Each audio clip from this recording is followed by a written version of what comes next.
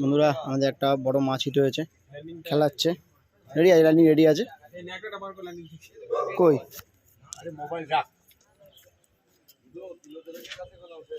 দেখা যাক।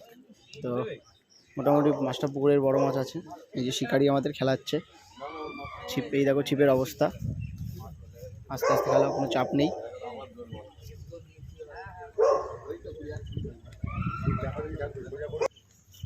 রনি মাছটা চলে এসছে ডাঙায়, ভালো সাইজ আছে।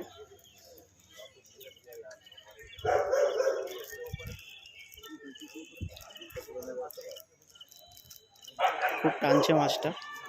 তো রুই মাছ বন্ধুরা, দেখা গেছে রুই মাছ দৌড়বে। ওই সিটেও একটা মাছ হয়েছে।